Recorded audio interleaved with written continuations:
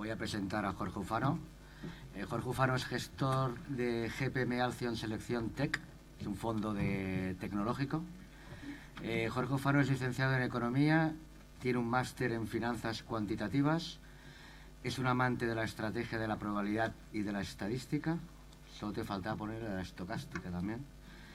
Le gusta mucho debatir sobre economía. Los que siguen por Twitter o lo siguen se pone muy caliente. De estrategia y política, y enseñar a los alumnos a mejorar su forma de invertir y especular. ¿Es así? Sí. En los mercados. Es autor del libro Lo prometido es deuda. Por lo tanto, damos el paso a Jorge Ufano. Pues muchas gracias a GPM por organizar este evento y a todos los que estáis aquí por asistir. Y también, bueno, agradezco a mis compañeros y amigos, tanto Ricardo como Alfayate, que nos conocemos desde hace muchísimos años y compartimos también muchas estrategias y muchas formas de ver los mercados. Y también decir que ya os digo que yo creo que en mejores manos que estos dos gestores, con más cariño. Yo tengo la suerte que hablo con ellos muchos días, con Ricardo y Díaz, los viernes a las 11 de la noche todavía estamos viendo cómo está el mercado y está nuestra mujer por detrás. Oye, que ya nos toca que nos atiendas un poco. De hecho, Ricardo hace poco, cuento la anécdota, se casó hace unas semanas, unos meses, y a la 1 era un viernes la boda y a las 12 todavía estaba trasteando y hablando conmigo. Yo creo que dejó hasta la mujer en el altar. Y ahí yo creo que tuvo que estar preguntando. Es verdad, parece que lo digo de broma, pero así es. Que yo voy a hacer una cosa. A mí conmigo no habla, pero si no me envía 50 correos al día, no me envía ningún. Sí, hay que estar muy encima de todo lo que es llevar un fondo, de los ingresos, de los costes. También Javier que ahora se está poniendo en forma, y muchas veces que le llamo que se va a la piscina o se va a correr por ahí, y le digo, seguramente tengas en las gafas de bucear, tengas los gráficos de la bolsa, en el pulsómetro tengas los RSS de Mansfield. O sea, que son personas que están muy en el mercado, muy cerca del patrimonio de los clientes, que creo que eso es lo que todo el mundo valora, muy transparentes. Y en mi caso, pues pretendo hacer lo mismo. Es decir, yo llevo 4 meses con el fondo, ahora lo voy a presentar, pero también lo tengo como un hijo nuevo, como mi tercer hijo, ¿no? Mi mujer siempre me lo dice, que le dedico más tiempo a la acción, que es como le llamo, que a mis otros 2 hijos. Entonces, creo que es importante también, nosotros intentamos ofrecer transparencia, intentar estar cerca de los clientes, que nos puedan llamar en todo momento, que nos puedan mandar incluso un WhatsApp para explicarles lo que hacemos y que entiendan nuestra filosofía del tipo Weinstein, que es la que compartimos los tres. Entonces, bueno, me gustaría, en mi caso lo que voy a intentar es, bueno, hacer una pequeña presentación del fondo, y posteriormente me gustaría comentar algunas pequeñas píldoras, además de entrar un poco en cómo veo yo las perspectivas para el próximo año, tocar algunos temas brevemente para también luego crear debate y que podáis pues preguntar sobre lo que más os llame la atención de lo que haya dicho, ¿no? Voy a intentar ser muy dinámico. Empiezo con lo que son las características del fondo, que mi idea es combinar análisis fundamental con inversión tendencial. Es decir, yo aplico lo que me diferencia quizás un poco de Alfayate y Ricardo, es que yo hago un pequeño filtro en un primer lugar con criterios de análisis fundamental, de análisis value, también a través de algoritmos. Entonces hago una preselección de unos 300, 400 valores mundiales que voy cambiando cada 3 o 4 meses, y una vez que los tengo elegidos, pues paso, digamos, el sistema Weinstein, muy similar al que utiliza tanto Alfayate como Ricardo, pero cada uno luego tenemos nuestras propias particularidades. De hecho, muchas veces debatimos sobre diferentes puntos que son quizás luego en el fondo operamos igual, pero sí que tenemos, pues, por ejemplo, en el punto de entrada en el que cambiamos y tenemos diversas teorías, y en eso también me gustaría entrar un poco. Luego, la idea es también una aproximación cuantitativa al mercado. En mi caso, el fondo está especializado en el sector tecnológico, de electrónica y de telecomunicaciones. Y bueno, pues el nivel de riesgo es de 5/7. Llevamos muy poquito, llevamos con un track record de 4 meses. También en GPM gestiono desde hace un año una cartera que se llama FI Dinámico, que es en fondos de inversión, que también intento llevar a cabo el sistema Weinstein, con un filtro estacional, pero con una inversión únicamente a través de fondos de inversión. Una cosa también un poco novedosa que tenéis. Bueno, en GPM tenéis también el track record en la web, lo podéis ver cualquier día, es FI Dinámico. De momento, bueno, el fondo, según la categoría de Morningstar, pertenecemos a un fondo mixto moderado, y bueno, el track record es en azul de cómo hemos empezado, que bueno, siempre los 3 o 4 primeros meses son un poco anécdota, pero siempre es bueno empezar con buen pie, ¿no? Para ir haciendo un buen track record. no sé si tienen, creo que tienen en lo que nos han dado, tienen las fichas de los fondos y en los PEGs.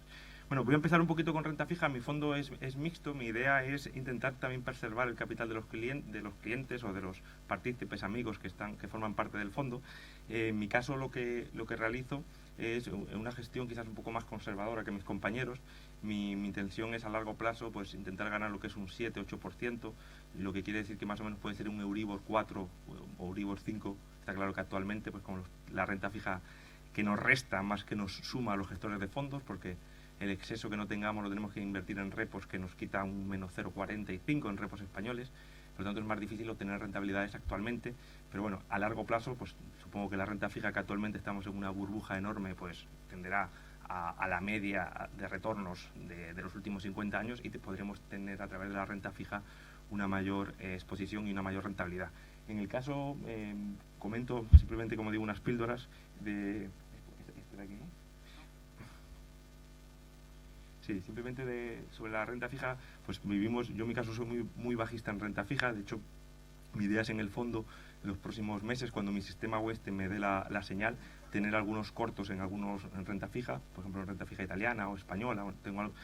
Como tenemos un fondo de inversión, no podemos invertir en todo lo que quisiéramos, no podemos ponernos, por ejemplo, cortos en ETFs, pero bueno, dentro de lo que hay, pues tenemos que intentar coger aquellos métodos. Entonces, simplemente ver cómo el mundo está endeudado. Tengo de hecho un libro que escribí el año pasado sobre ello, y cómo la deuda pues ha aumentado de manera desde el año 2007, que es como se ha empezado a salir de esa crisis, ¿no? Los bancos centrales han hecho un poco de los fagocitos del sistema y lo que han hecho es pues ir quedándose con la deuda de basura cósmica que ha habido que ha ido esparciendo pues determinados sobre todo bancarios o otras empresas que le han ido acumulando durante años. Entonces los estados se han endeudado mucho y los bancos centrales han salido.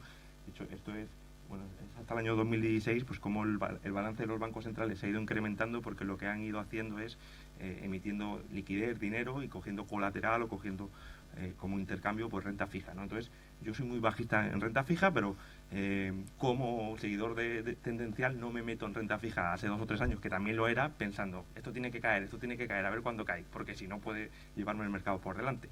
Cuando la tendencia en renta fija, que si vemos gráficos del Bund o de cualquier activo de renta fija, de hecho todos los fondos de renta fija en los últimos años tienen un track record increíble, porque la rentabilidad de la renta fija no ha hecho más que subir y subir. Es decir, el tipo de interés, como ha bajado hasta cero en Estados Unidos y en Europa, pues todo el mundo que haya comprado renta fija en general con una cartera diversificada ha ganado. Esto puede no suceder en los próximos años, ¿no? De hecho, los tipos de interés, tengo de algunos países, pues están en mínimos históricos. Aquí tenéis el gráfico de Italia y España. Actualmente estamos hablando de 300 años y nunca se habían dado estas condiciones de cero. Solamente en Alemania, si os dais cuenta, que además, siempre lo comento, Alemania justo antes de la gran periodo de hiperinflación que hubo justo antes de los años 30, pues se dieron estas condiciones, ¿no? Y bueno, también tenemos en Estados Unidos, en Reino Unido, donde estamos actualmente en unos niveles de tipos muy bajos.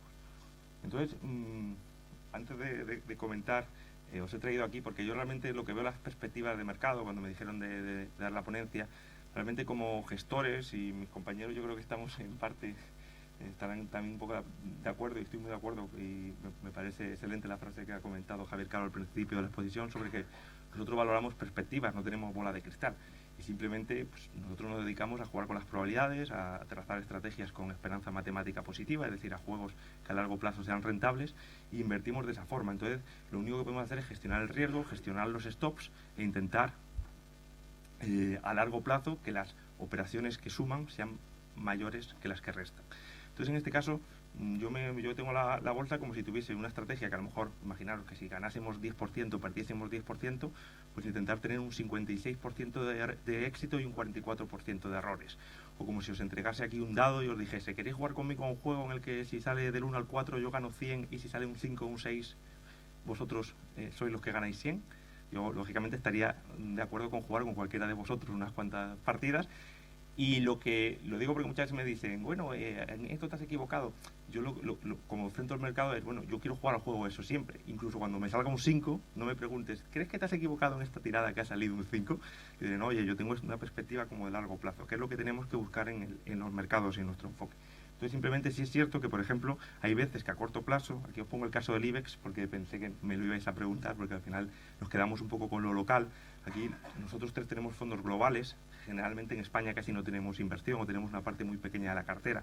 Es cierto que es más fácil conocer una compañía española y analizar sus ratios que una coreana o japonesa, pero en general intentamos diversificar en el mundo para que así no nos afecten pues, problemas políticos, geopolíticos de una determinada zona local, y eso siempre enriquece lo que es la rentabilidad y lo que los picos no sean tan pronunciados. Entonces simplemente sí que quería, bueno, tenemos algunos indicadores que utilizo, que algunos son de Alfayate, como por ejemplo el riesgo stop, y sí que es verdad que aquí he sacado de uno de nuestros brokers, de GPM Trader, he sacado un gráfico un poco, porque sí es verdad que desde que hubo la gran subida tras las elecciones francesas, que se ha creado un hueco en Europa, sobre todo en el IBEX, yo creo que es un poquito el soporte de más corto, medio plazo que podemos estar vigilando, ¿no? Esos cierres por debajo de los 10.480 que tiene el IBEX, no se ve muy bien el gráfico, pero vamos, es esa línea violeta.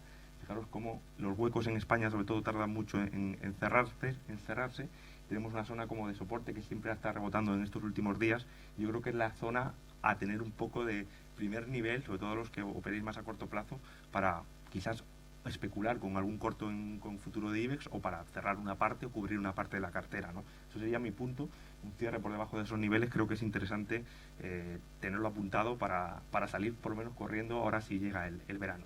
También me gusta mucho operar con pautas estacionales, y se lo meto al fondo, que en algunos periodos de tiempo donde se demuestra, y hay muchas, hago también de los estudios de Ricardo que son excelentes sobre ese tema, en algunos momentos de tiempo en los cuales la bolsa estacionalmente ha sido más alcista, como por ejemplo antes de Navidad o ahora, desde el día de hoy hasta el próximo 13-14 de julio suele hacer una pauta alcista, pues sobrepondera un poquito más la cartera. Y en los periodos de tiempo, por ejemplo agosto, que la bolsa en general de media ha tenido unas rentabilidades más mediocres o incluso negativas, pues intento sobreponderar y cubrir una parte de la cartera, ¿no? O sea, utilizo como varias variables para que el algoritmo pues me vaya diciendo dónde entrar, ¿no?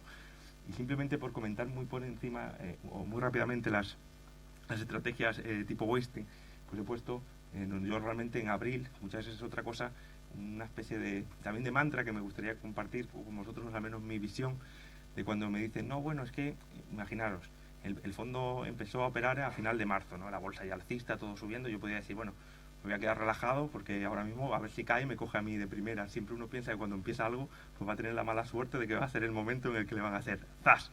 Psicológicamente es difícil de mantener, pero bueno, tienes un método, la bolsa es alcista, si hubiese empezado hace 3 o 4 meses, yo seguiría largo en una posición importante de la cartera, de mi propio patrimonio, de cualquier cartera gestionada, y eso hice. Directamente una vez que pasaron las elecciones francesas, se abrió con hueco en Europa y en Estados Unidos se seguían rompiendo máximos, pues yo cogí la cartera y la llené al 75%. Eso me puede pasar que algún valor como Spectrum Brand, que pues entras en los máximos, nosotros solemos utilizar una media móvil ponderada de 30 sesiones, que es la que utilizamos un poco como stop, aunque luego ahí tenemos el debate un poco entre exactamente dónde salirnos y cómo salirnos. Lo que ocurrió fue, por ejemplo, esta operación, por eso la pongo también aquí la primera, pues fue mala, o sea, fue entrar y a los pocos días, aquí tenéis el hueco, después de presentar resultados, y bueno, pues ahí nos saltó el stop, y no sé si perdimos un 6-7%, que más o menos el stop máximo que tenemos por operación es un 10%. Entonces, bueno, pues en esta operación se sale y no hay ningún problema. Esas caídas con huecos pues son bastante importantes muchas veces en valores que han subido mucho para poder tomar un stop, aunque sea con pérdidas. No tenemos miedo. De hecho, la gran mayoría de nuestras operaciones las cerramos con pérdidas, todos. Pero bueno, nuestra propia estrategia Westing en general es que casi siempre pierdes. Eso sí, cuando pierdes poco, y luego tienes operaciones que igual puedes estar ganando un 40 o un 50%. Al final, el método tendencial va un poco en esa línea. Luego tenemos, por ejemplo, Electronic Arts, que son valores que también los pongo aquí un poco por la estrategia. También le decía un día a Ricardo en broma, de que en principio yo creo que nunca nos van a coger en valores bajistas a nosotros, voy a tocar madera, a valores como ha pasado por ejemplo con el Popular o como otros valores que caen y caen. Nosotros nunca intentamos comprar en la parte de, ¿cómo es no intentamos entrar en la parte de aquí, a ver, o en la de aquí, porque lo vimos aquí arriba y ahora mismo pensamos, pues si está aquí, esto antes valía, no sé, 100 y ahora vale 10, esto es un chollo. Aquí voy a forrarme porque ya tu mente está pensando, va a volver a llegar aquí tarde o temprano, voy a ganar por 10. Nosotros dejamos que el valor, digamos, o quiebre, o si reubica, pues que vuelva a romper máximos. O sea, por ejemplo, aquí un buen punto de entrada podría haber sido aquí. ¿Qué pasa? Que a mí me cogió, pues por esta zona de aquí, la entrada del fondo. Me rompió máximos Electronic Arts, que es un valor, además, el mundo de los videojuegos creo que está en auge y que está superando ingresos al cine y creo mucho en el a largo plazo. Y aquí, pues, es donde vamos a ver en un gráfico, pues entramos, ¿no? Entramos la posición y bueno, pues es un valor que ha tirado al alza, abrió con hueco al alza, también Oracle. Es decir, hay muchos valores que nosotros lo que intentamos, aquí pongo el ejemplo de Colonial, que ha hecho split contra split, porque probablemente lo tengáis más cercano, que es un valor de los pocos no tecnológicos que me permiten tener en el fondo. Puedo invertir hasta un 25% de la cartera en lo que no es tecnología, y uno de ellos lo tengo en Colonial, y lo que hemos hecho, o lo que hago es no invertir en la fase en la que está, que parece que va a quebrar y a ver si pega un pelotazo, sino cuando el valor, después de un lateral grande como el que tenemos aquí, que estamos hablando de estos de 2014, estamos hablando 4 años de lateral, con rango muy estrecho, pues justamente nos rompe máximos. Entonces aquí hemos tomado la posición en Colonial, tenemos aquí en esta media la entrada y el stop loss con un pequeño filtro que aplicamos, y bueno, pues estaremos en él, al menos queremos llegar hasta esta zona de aquí que son los 10 euros, es un poquito el objetivo que nos marcamos. La mesa es otro ejemplo de una acción de estas que ha caído y que nosotros pues intentamos no comprarlas en esta zona de aquí. Esto para nosotros es un olvido, es mejor estar en liquidez, ni aquí tampoco, ni aquí no, y cuando toca más la fase alcista donde es cuando queremos o cuando intentamos las entradas. Y luego ya simplemente sí que quería, no sé, casi un poco, bueno, para terminar, sí que me gustaría un poquito hablar de los temas de los stops, ¿no? No sé si aquí utilizáis todos stop loss, los que entráis en el mercado. Si no lo hacéis, que levante la mano quién utiliza stop loss y los pone en mercado. Bueno, creo que sois poquitos o que sois muy tímidos los demás, una de las dos. En general, nosotros sí utilizamos stop loss, pero bueno, yo de cara a mi experiencia he ido variando mucho cómo los he utilizado. Desde un primer momento los ponían a mercado, también era cuando uno es menos profesional y tiene otras ocupaciones, pues tampoco puede estar todo el día mirando las pantallas, ¿no? Actualmente pues nuestra profesión es mirar todos los días las pantallas y tenemos además muchos sistemas de alertas. Y lo que ocurre es que yo ahora mismo no pongo los stops en mercado, pero que sí los tengo, digamos, en la pantalla de mi ordenador puestos. En el momento en el que se llega a ese valor, pues vamos y ejecutamos la operación.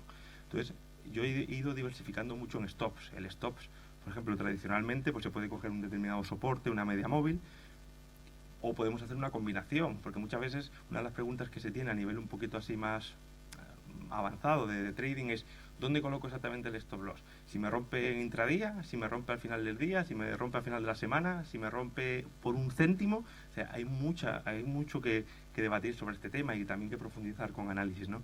En mi caso, yo intento combinar varias herramientas y, por ejemplo, cuando pues puedo a lo mejor cerrar una parte de la posición sin intradía, me llega al punto que he marcado, otra si lo cierra a final del día, o incluso puedo cerrarlo todo en intradía y si luego me recupere, me deja una vela martillo porque el mercado cae y de repente recupera, pues vuelvo a recomprar la posición. Si tampoco hay miedo por salir y volver a entrar, no hay ningún problema. Nosotros tenemos la suerte de que el broker nos cobra comisiones muy baratas al ser institucionales y eso hace que nos permita pues entrar y salir en el mercado.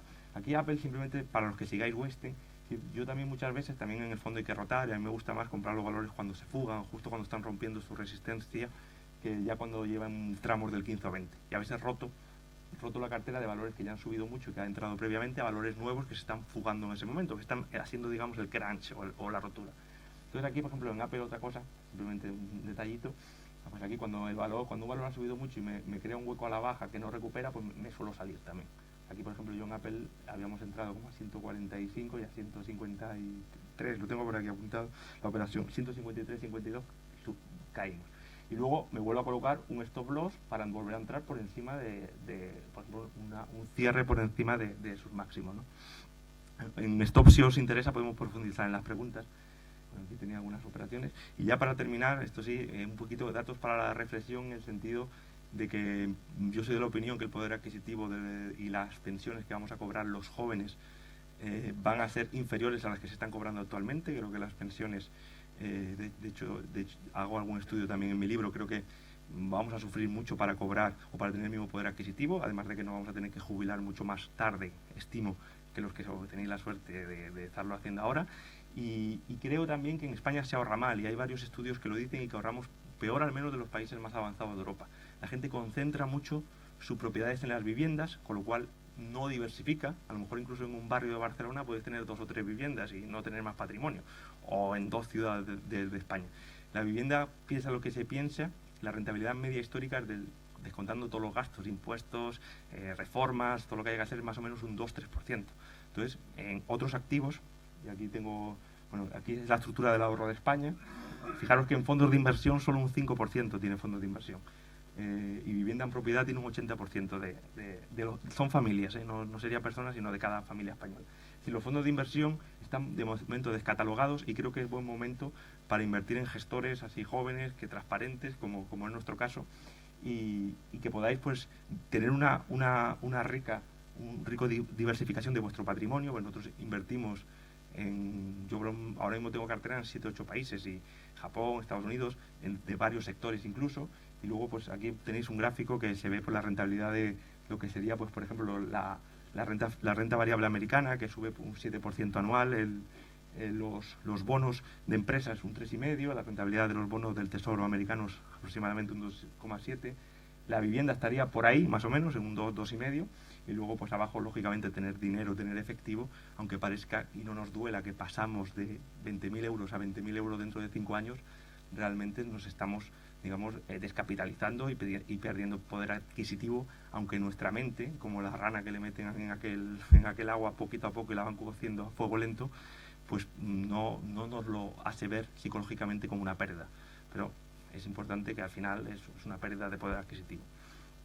Y nada más, vamos a entrar en el debate. También aprovecho para comentaros a todos que lo anunciará GPM, que vamos a hacer también una rebaja, porque para mí es muy importante las comisiones que pagan los clientes, porque a largo plazo les repercute. Vamos a hacer una pequeña rebaja del 35% para los que contratéis el fondo en GPM. Y nada, es un placer haber estado aquí en Barcelona, y espero que nos hagáis muchas preguntas, que nos gusta mucho responderos, y que nos pongáis en compromiso si queréis incluso.